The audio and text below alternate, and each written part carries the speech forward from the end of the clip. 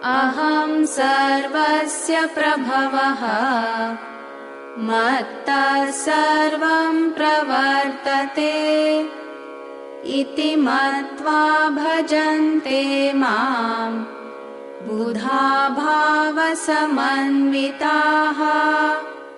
Aham sarvasya prabhavaha. I am the origin of all.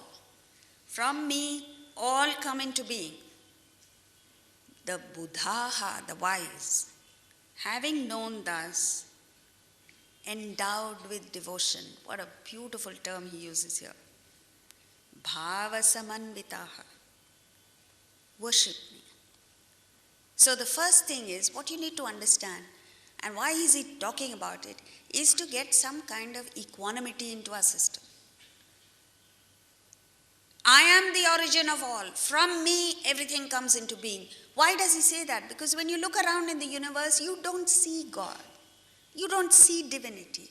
You see chaos and confusion. You see bad people. You see unrighteousness. And you wonder, did God create this world? So what's wrong? What is wrong is your focus is on the wrong thing. You're not able to see that one that has become the many. Let's take an example. When the sun rises, wherever there is a reflecting medium, a reflected sun appears, right? So there's a reflected sun in a dewdrop, there's a reflected sun in a mirror, there is a reflected sun in the mighty ocean. Now what he's saying is, wherever you see the reflected sun, don't get carried away by the qualities of the reflected sun, because the reflected sun acquires the properties of the reflecting medium, which are false, which are a false acquisition. The truth is that the sun above is one. The reflections are many. So wherever you see a reflection, think of the original sun. That's what he's saying here. And wherever you see a reflection, you might see a broken sun, you might see a cold sun, you might see a small sun, you might see a huge sun. The differences that you see have nothing to do with the original sun. The sun is one. So if you have this knowledge, having known this, wherever you see a reflection, you are reminded of reflection of what? Not sun, Atman. Wherever you see an object, an emotion, a thought, whatever it is that you see in the world, don't get carried away by the object per se. Think of that divine power that has created this. This is only a reflection of Atman, of God. Then you are in a state of constant exhilaration, joy.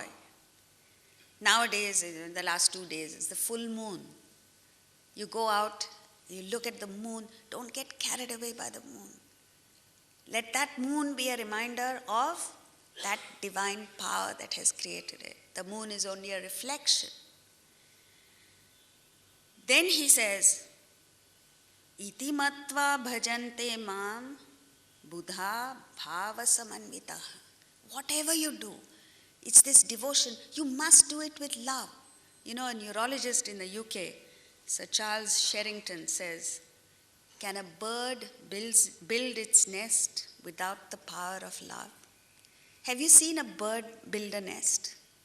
It brings a few twigs together, and then there is a gush of wind, it goes away.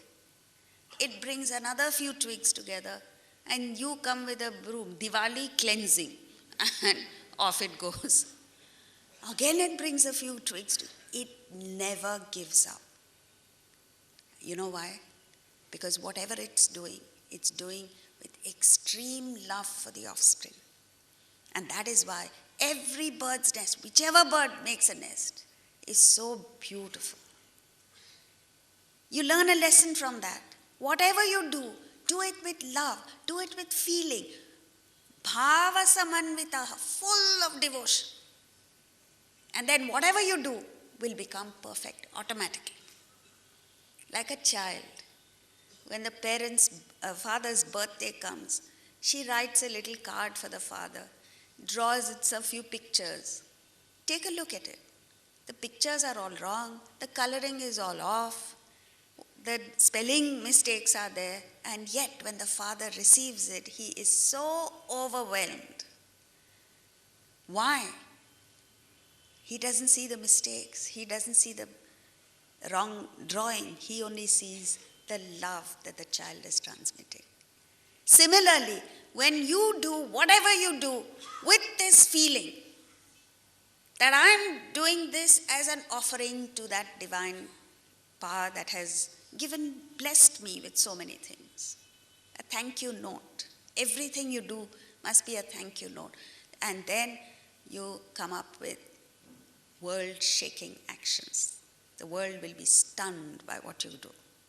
But today, whatever you do, you might be very talented, you might be super intelligent, you might have all the resources in the world, but if you don't have this basic feeling, whatever you do falls flat.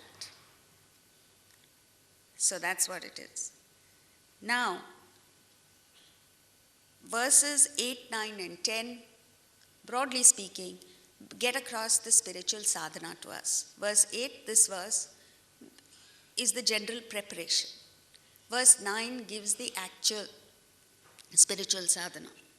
Karma yoga, bhakti yoga and jnana yoga. Verse 10 speaks of meditation, refers to meditation. And verse 11 speaks about the state of enlightenment. So let's see how the thought progresses.